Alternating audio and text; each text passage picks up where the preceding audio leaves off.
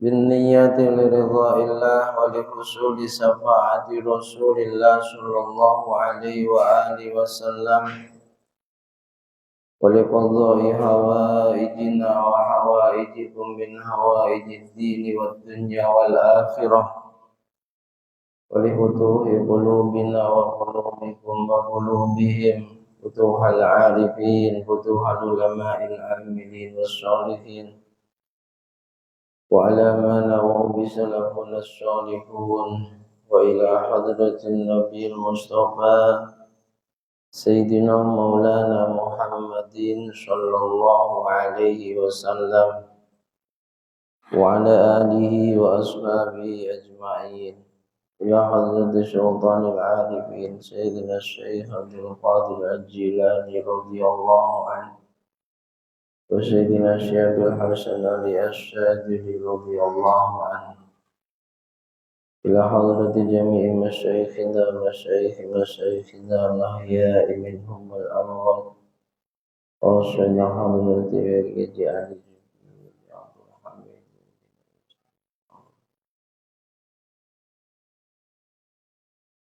مؤلف الكتب الذي تعلمناها وعلمناها سيدنا الإمام محمد بن إدريس الشافعي إلى حضرة سيد الشيخ أبو العباس المرسي سيد الشيخ حامد محمد الغزالي وسيد الشيخ تاج الدين بن عطاء السكندري رحمهم الله وأجرهم الله.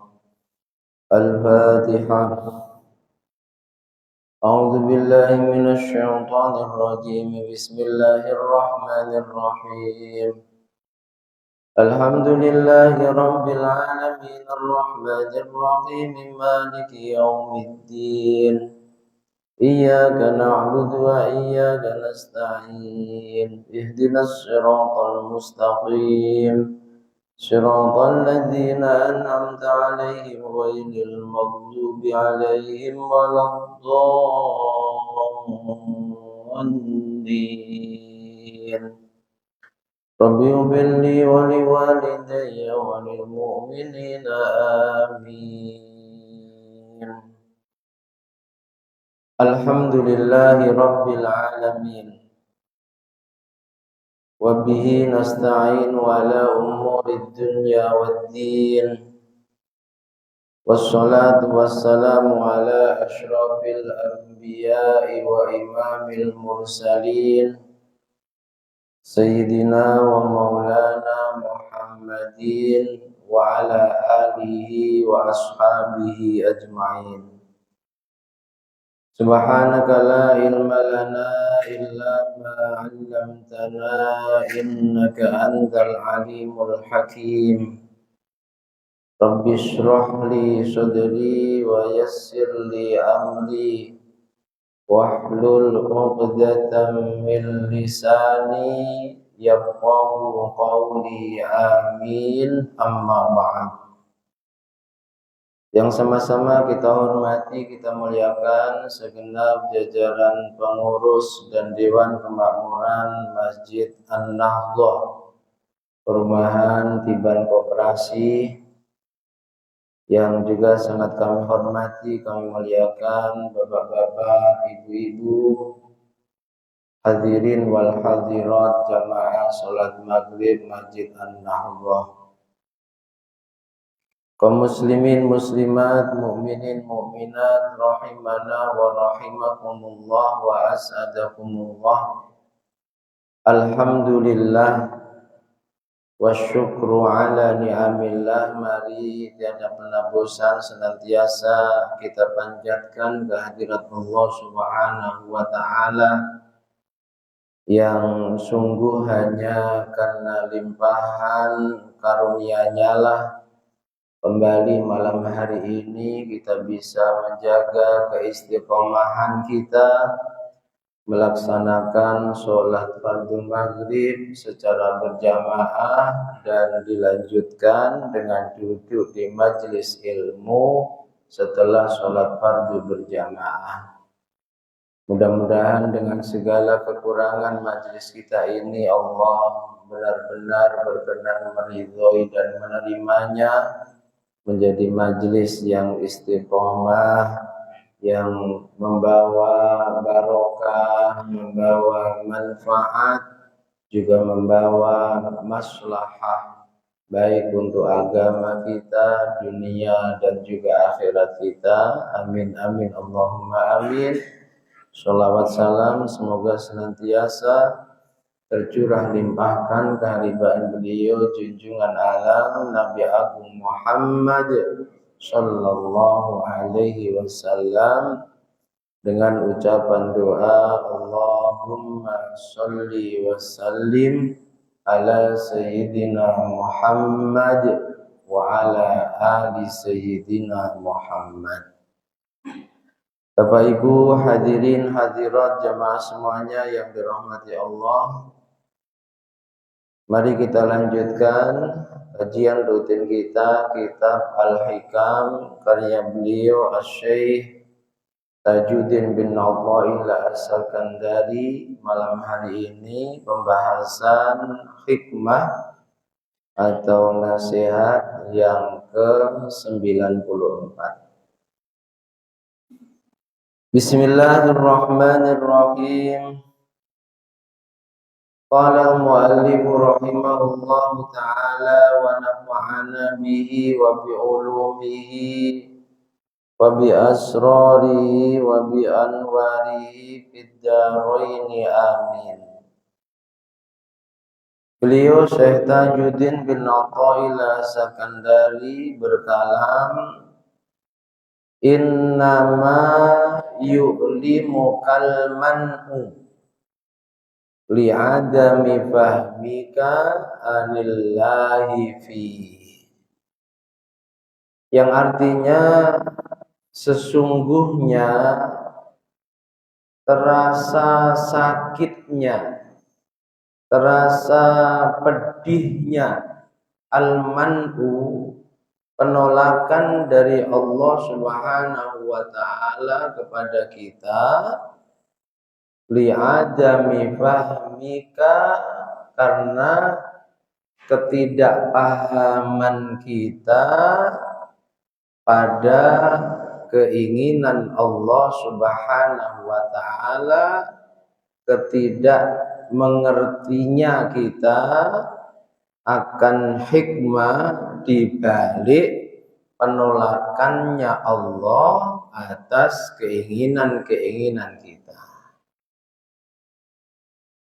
Lewat kalam ini kita dinasihati, terkadang, bukan terkadang ya, karena kita ini orang awam, apa yang kita mintakan kepada Allah itu ditolak. Semisal kita minta urusan kita beres, Allah tidak memberes-bereskannya. Atau contoh, kita selalu minta agar rizki kita lapang luas, harta kita banyak. Allah juga menolak mengabulkan permintaan kita. Kita pengen tubuh selalu sehat, Allah kasih sering sakit. Dan permintaan-permintaan yang lain yang itu menyebabkan kita bersedih. Orang awam, kita yakin Allah mengijabah doa kita, kita sudah bersungguh-sungguh doa juga dalam waktu yang lama, tapi Allah menolak memberikan permintaan kita. Umumnya orang awam pasti sedih, sakit. Mengapa kita sedih saat apa yang kita inginkan tidak dikabul oleh Allah? Li'adami fahmika anillah. Penyebabnya karena kita ini nggak paham, kita ini nggak ngerti bahwa di balik penolakannya Allah itu ada hikmah yang besar, ada nikmat yang jauh lebih besar dibanding ketika Allah memberikan semua yang kita inginkan. Kalau kita paham, kita nggak akan bersedih. Kita akan hadapi saja dengan senyuman. Berat tapi ya. Kita akan selalu berhusnudzon, berprasangka baik pada Allah. Bisa jadi puluhan tahun mungkin kita minta ini itu nggak dikasih Allah. Allah ingin memberikan sesuatu yang jauh lebih manfaat, lebih baik dibanding sesuatu yang kita mintakan tersebut. Kita sedih sekali lagi karena ketidaktahuan kita, ketidakpahaman kita bahwa sungguh di balik penolakannya Allah tidak memberikan apa yang kita inginkan, itu ada nikmat yang jauh lebih besar yang Allah berikan pada kita. Sebenarnya makalah ini pun menguatkan kembali makalah-makalah sebelumnya. Jadi jangan sampai kita ini tergolong orang yang tidak bersyukur. Sedikit-sedikit suudzon sama Allah. Bahkan ketika iman kita lemah, tidak ditambah ilmu, kita bisa menyimpulkan Allah tidak sayang pada kita. Kita minta contoh lapang luas rizki, permintaan kita nggak dikasih Allah, tetap harus tersenyum, berhusnudzon pada Allah. Mungkin andai Allah ngasih tubuhku selalu sehat, andai Allah ngasih uruskanku semua beres, andai Allah ngasih anak-anakku semuanya bakti, soleh-soleha, gak ada yang nakal. Andai Allah ngasih jabatanku semakin naik, orang semua mencintaiku, gak ada yang benci, mungkin aku akan menjadi sombong. Prasangka baiknya harus seperti itu. Allah sengaja memberikan penolakan atas permintaan kita agar kita yang mungkin selama ini itu masih sombong, selalu tinggi bicaranya, hatinya pun juga penuh kecongkakan, itu calling down sedon-donnya. Kalau kita selalu sehat, perkasa, kaya lagi, umumnya kesombongan dalam hati itu pasti ada. Allah sengaja nggak ngasih itu semua. Di antara hikmahnya Allah berikan nikmat yang jauh lebih besar dibanding itu semua, yang sifatnya hanya sementara, rusak, yakni berupa sifat tawadhu, sifat rendah diri, sifat merasa minimal sama dengan yang lain, bahkan merasa diri kita lebih rendah, lebih lemah, lebih miskin, lebih bodoh, lebih sedikit amalnya dibanding yang lain. Itu juga nikmat Bapak Ibu yang jauh lebih bernilai di sisi Allah dibanding hanya sekedar nikmat harta kita bertambah. Kalau kita tahu, makanya karena kita tidak paham, tidak mau selalu berprasangka baik kepada Allah, innama yu'limuka al-man'u, ketika Allah memberikan penolakan atas keinginan kita, kita sedih. Betul tidak? Ya Allah, kok tega banget Allah pada kami. Lalu setelah itu bawa-bawa ibadahnya. Kurang apa sih kami ini? Sholat selalu kami jaga, Sholat malam bahkan nggak pernah kami tinggalkan.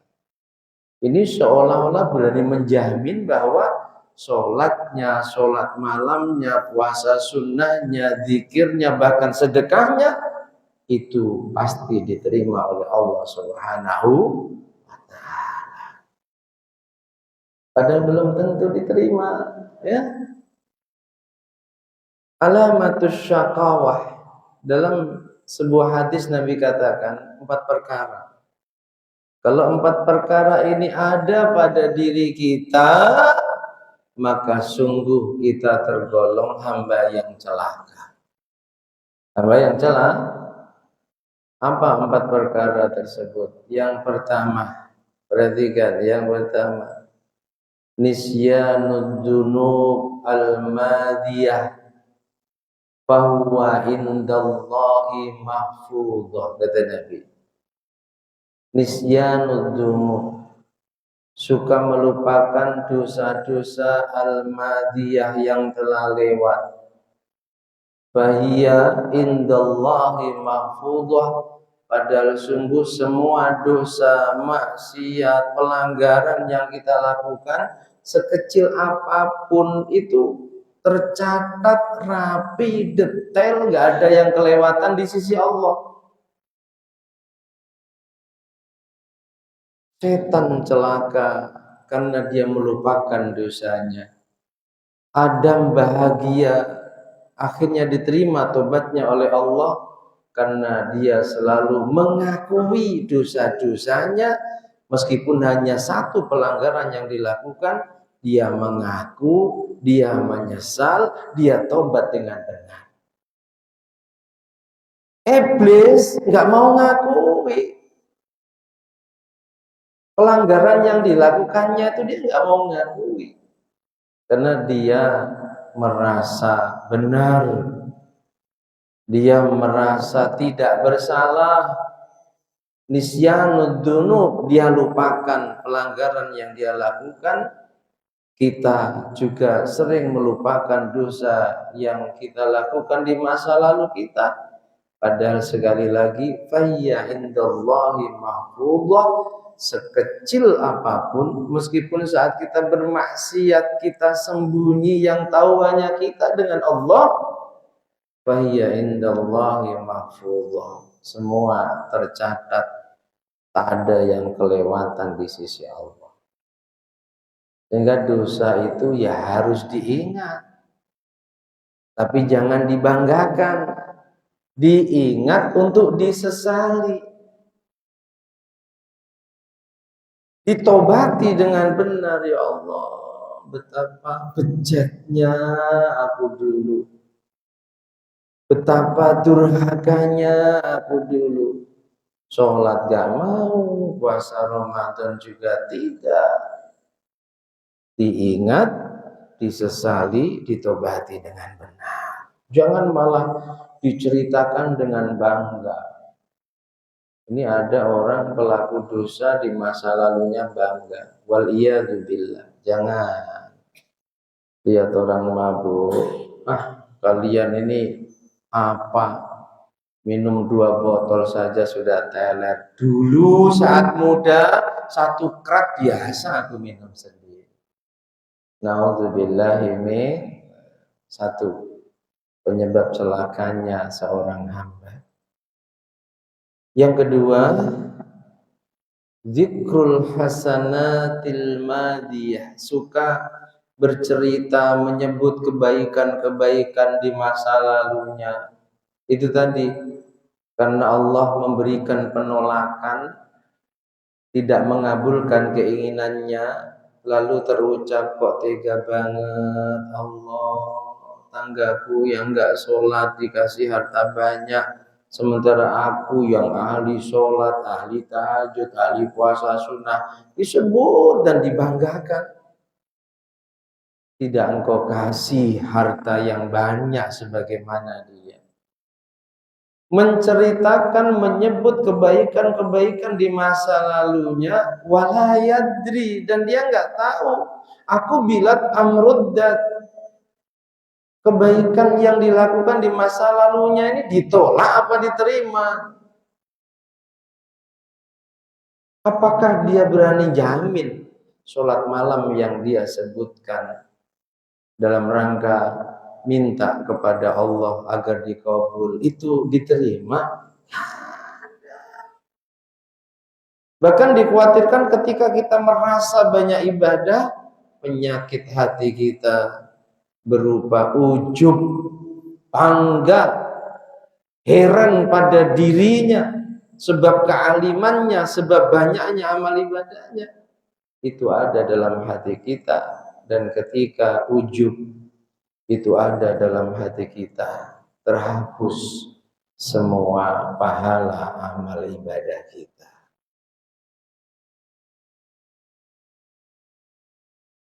Jaga amalmu dengan terus berdoa agar diterima. Jangan hanya bangga, aku dulu ahli puasa sunnah, sampai sekarang sholat malam gak pernah aku tinggalkan. Diceritakan kemana-mana. Kalau ceritanya untuk memotivasi yang lain agar bisa seperti dia, bagus. Tapi apa berani menjamin bercerita kebaikan murni memotivasi yang lain? Bisa jadi terselip dalam hati kita ingin memamerkan ibadah kita pada yang lain. Jadi nggak perlu diceritakan. Silakan diceritakan dalam rangka memotivasi agar mereka juga pengen bisa melakukan banyak ibadah seperti kita. Jangan hanya sekedar cerita. Kalau kita bercerita bangga berarti ujub. Kalau kita bercerita pamer berarti ria. Ria syirik khafi, kata Nabi. Dan Nabi sampai berpesan, janganlah kalian melakukan syirik khafi, menyekutukan Allah tapi sangat samar. Sahabat bertanya, apa syirik khafi itu? Yang sangat engkau khawatirkan kami melakukannya ya Rasulullah. Lalu Nabi jawab, asyirkul khafi, asyirkul asghar, syirik kecil, syirik samar, itu adalah riya. Suka memamerkan ibadahmu pada yang lain. Yauma yujazillahu a'malal ibad. Ketahuilah kata Nabi, kelak di hari di mana Allah memberikan balasan amal semua hambanya, hari kiamat. Allah akan berkata kepada mereka yang dulu di dunianya setiap melakukan ibadah niatnya ingin memamerkan ibadahnya pada yang lain. Syiar dan pamer ini bedanya sangat tipis. Tergantung pada niat. Syiar diperintahkan, tapi kalau pamer dilarang dan bisa menghapus pahala kebaikan kita. Allah akan mengumpulkan mereka di satu tempat dan Allah perintahkan kepada mereka dengan suara yang sangat keras. Apa perintah Allah? Idhabu ilal ladzina kuntum tura'una fid dunya hal tajiduna minhum khaira. Fulan yang suka memamerkan ibadahnya kepada yang lain, pergi sana, datangi orang-orang yang dulu kalian pameri ibadahmu, haji fulan, haja fulana, fulan, datangi. Hal tajiduna min indim khair. Aku pengen lihat kalian dapat kebaikan apa dari mereka di hari ini. Mereka datang, nggak dapat kebaikan apapun dari Allah, nggak dapat, karena selalu memamerkan ibadahnya pada yang lain. Dari yang dipameri ibadahnya juga nggak dapat apa-apa. Celah. Ketika sadar Bapak Ibu bahwa nggak ada garansi amal soleh kita itu pasti diterima oleh Allah, nggak perlu diceritakan, nggak perlu dibanggakan. Yang perlu apa? Jaga amal kita agar diterima oleh Allah. Dengan cara apa? Terus minta, ya Allah, dengan segala kekurangan amal kami ini, ibadah kami ini, sholat kami ini, ngaji kami ini, puasa kami ini, kami sadar banyak kekurangannya. Semoga Engkau berkenan menerimanya. Itu yang paling penting. Kalau kita hanya suka menceritakan kebaikan di masa lalu kita, sementara kita nggak tahu, kita nggak berani jamin diterima, bisa jadi tertolak semuanya, maka tergolong hamba yang akan mendapatkan syakawah, kecelakaan dunia akhiratnya, minimal di akhirat. Nauzubillahi min. Yang ketiga, kata Nabi, wan nazru fi man fawqahu fid dunya. Dalam masalah dunia selalu yang dilihat orang yang di atasnya. Punya sepeda yang dilihat yang punya motor satu yang dilihat yang punya motor 3. Terus punya jabatan yang dilihat yang punya jabatan di atasnya. Punya rumah meskipun sederhana yang dilihat kawannya yang rumahnya mewah. Punya mobil yang dilihat yang mobilnya lebih bagus dari kita. Urusan dunia yang dilihat yang di atasnya. Sehingga apa? Tidak ada rasa syukur dalam hatinya. Akan terkena penyakit tulul amal. Panjangnya angan-angan, panjangnya cita-cita, cita-cita untuk mendapatkan urusan dunianya. Sehingga yang terjadi sisa umur hanya habis untuk mengejar ketertinggalannya dalam urusan dunia daripada orang lain. Tanggaku bisa beli mobil, aku harus kerja keras beli mobil. Sholatnya sering dikerjakan di luar waktunya, apalagi sampai sempat tahajud, zikir lama gak sempat, terus dia kejar.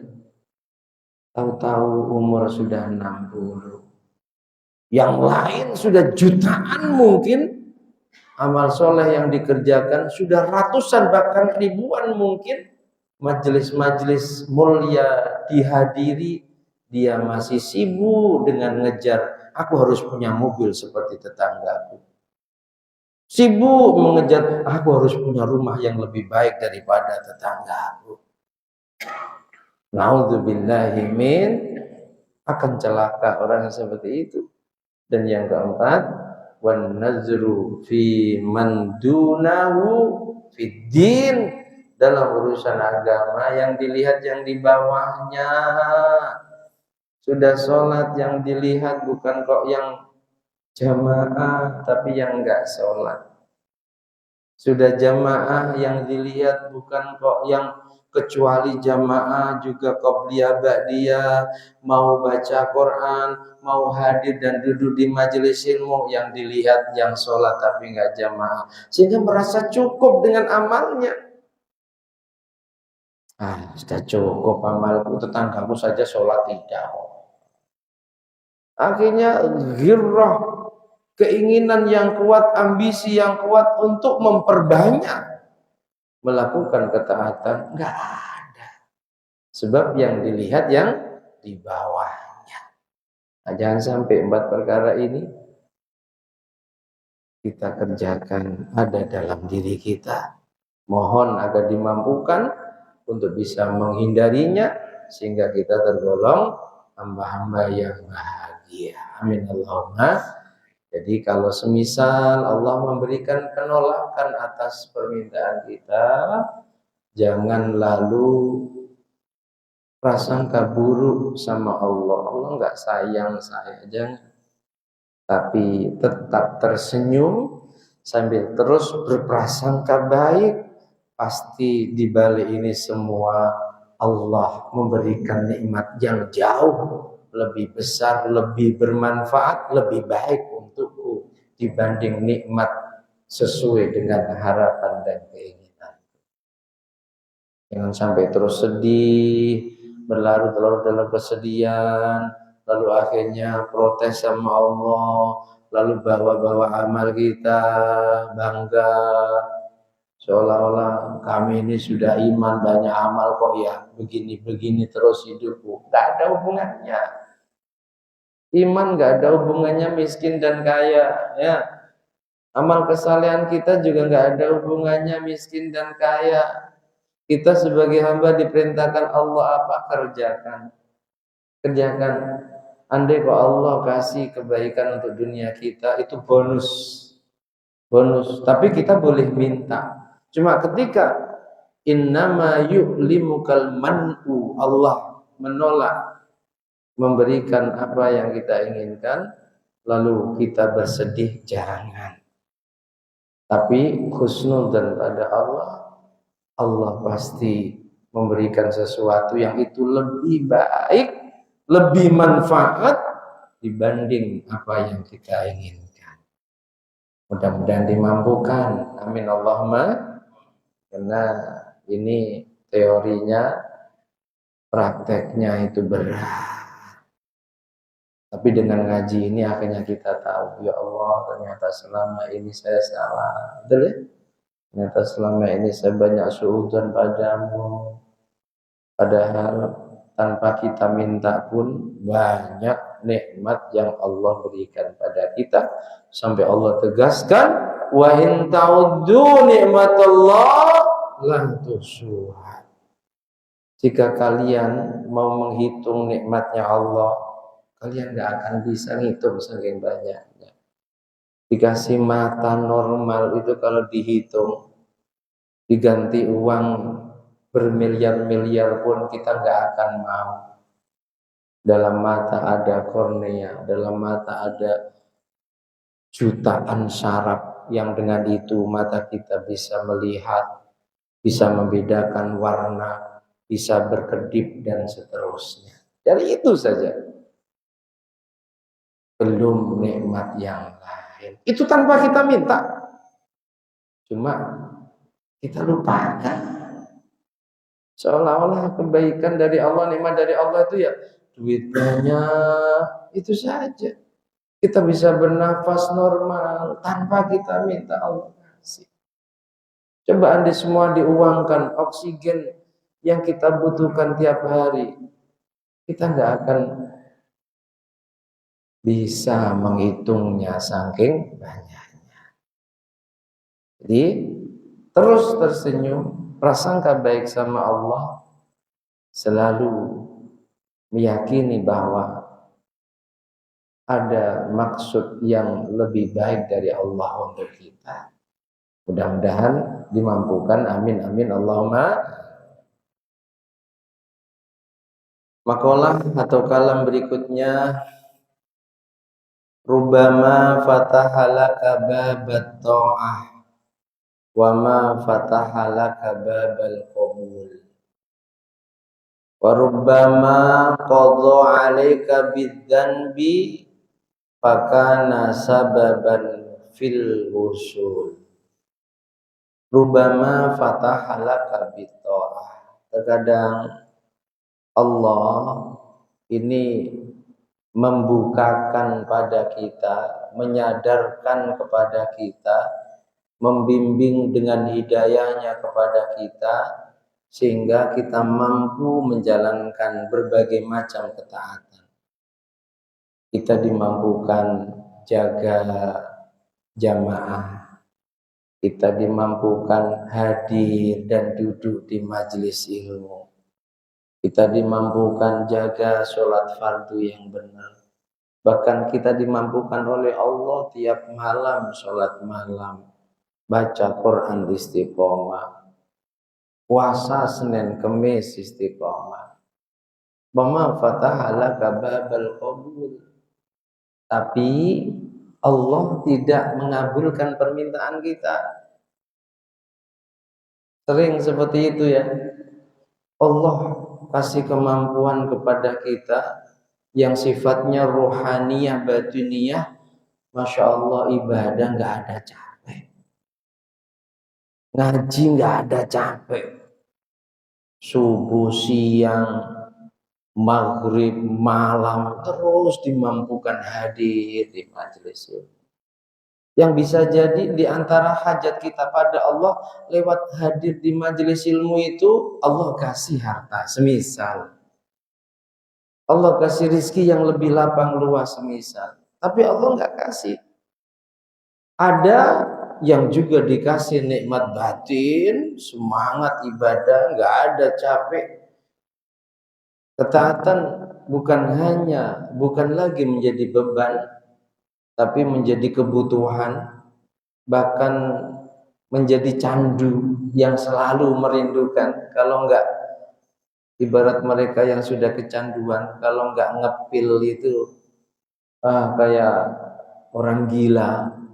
Ya Allah, tadi malam enggak ngaji, itu kayak kehilangan dunia seisinya.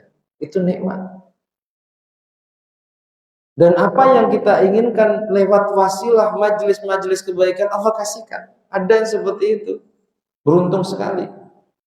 Tapi ada yang Allah hanya kasihkan nikmat batin. Jamaah istiqomah. Hadir di majelis ilmu gak ada capek. Subuh hujan deras, bismillah, Allah kasih kekuatan. Tetap berangkat. Tapi Allah nggak kasih keinginan-keinginan dunia kita. Warubbama qadha 'alaika bidzambi. Dan terkadang ada orang yang Allah tetapkan dia ahli maksiat, ahli dosa. Fakana sababan fil wusul. Tapi ternyata lewat dosa yang dikerjakannya itu menjadi wasilah dia bisa wusul kepada Allah. Menjadi wasilah dia menjadi kekasihnya Allah.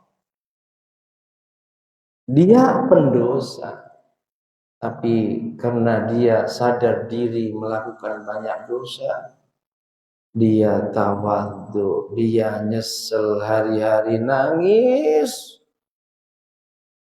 agar Allah ampuni dosa-dosanya.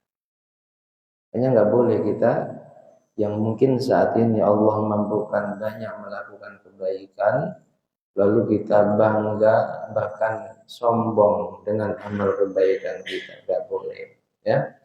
Sebab terkadang pendosa yang benar-benar taubat itu nilainya, derajatnya di sisi Allah jauh lebih tinggi dibanding kita yang ahli ibadah. Diceritakan ada seorang ahli ibadah dari kaum Bani Israel. Itu saking luar biasa ibadahnya, Allah angkat jadi walinya. Sudah menjadi wali. Di antara keramatnya itu, kalau jalan seperti Rasulullah, awan selalu menaunginya. Masya Allah, ahli ibadah. Jadi kalau jalan, Allah menaunginya dengan awan. Jalan kemanapun, majelisnya dihadiri banyak orang. Suatu ketika ada wanita kaum Bani Israel yang ahli maksiat, yang terkenal dia pendosa. Masyarakat sudah ngecap virus sampah masyarakat, jijik masyarakat yang melihatnya. Suatu ketika hadir di majelis wali tadi, majelis ahli ibadah yang sudah punya keramat, kalau jalan dinaungi awan. Ahli ibadah ini ketika melihat perempuan nakal yang masuk di majelisnya marah. Fulana, keluar dari majelisku, jangan ngotori majelisku. Nangis perempuan itu. Datang ke majelis benar-benar pengen dapat pencerahan, benar-benar pengen tobat, benar-benar pengen dosanya diampuni, ternyata malah diusir oleh ahli ibadah yang sudah mencapai maqam mukasyafah. Allah Subhanahu wa taala murka. Lalu perintahkan kepada nabi dari kaum Bani Israel untuk mendatangi dan mengingatkannya. Fulan, perempuan yang kamu usir dari majelismu sebab kamu anggap mengotori majelismu, dosanya semua sudah diampuni oleh Allah Subhanahu wa taala, dan sebab banggamu pada amalmu, sombongmu pada amalmu, Allah menolak, Allah tidak menerima semua ibadah. Dicabut kewaliannya. Sebaliknya yang jadi wali perempuan yang tadinya nakal, Allah rubah keadaannya menjadi wanita yang salihah. Keramat yang tadi dimiliki oleh ahli ibadah tadi, kalau jalan dinaungi awan sudah tidak ada lagi padanya. Sebaliknya keramat itu diberikan oleh Allah pada wanita nakal tersebut. Apa yang bisa diambil dari riwayat ini? Jangan menganggap orang selain kita hina. Meskipun secara zahir mereka masih ahli judi, ahli zina, ahli maksiat, itu urusannya dia sama Allah. Jangan, karena bisa jadi entah kapannya Allah rubah keadaannya. Allah cabut nikmat kita ahli ibadah menjadi ahli maksiat, dan sebaliknya Allah kasihkan keinginan, kekuatan, semangat yang tinggi untuk beribadah kepadanya, beribadah kepada orang tersebut sehingga menjadi ahli taat. Hanya nggak boleh ya. Hanya di sini dikalamkan terkadang ada orang yang Allah sadarkan dirinya sehingga menjadi ahli taat, cuma keinginannya nggak dikabul. Dan terkadang ada orang yang Allah tetapkan di ahli maksiat, tapi sebab dosanya itu dia bisa wusul kepada Allah, sebagaimana kisah perempuan nakal kaum Bani Israel tadi. Sementara yang tadinya mulia sebab ibadahnya, karena merasa dia lebih baik dari perempuan itu, sampai tega mengatakan, kamu hanya mengotori majelisku, Allah rubah keadaannya menjadi hamba yang hina. Semoga Allah terus jaga hati kita dari sifat merasa lebih baik dari yang lain. Tapi yang ada kita sama dengan mereka, bahkan yang ada kita lebih hina, lebih bodoh, lebih sedikit amal daripada mereka. Man tawadhu'a lillah, itulah orang yang berhati tawadhu. Nabi janjikan rafa Allah, orang yang hatinya tawadhu, merasa rendah diri, enggak punya kelebihan apapun dibanding yang lain. Sungguh sebab ketawadhuannya bukan kok dia menjadi hina, tapi dia akan diangkat derajatnya di sisi Allah. Mudah-mudahan, amin Allahumma. Maksiatun, kita lanjutkan pada pertemuan berikutnya. Wallahu a'lam bishawab. Al-Fatihah.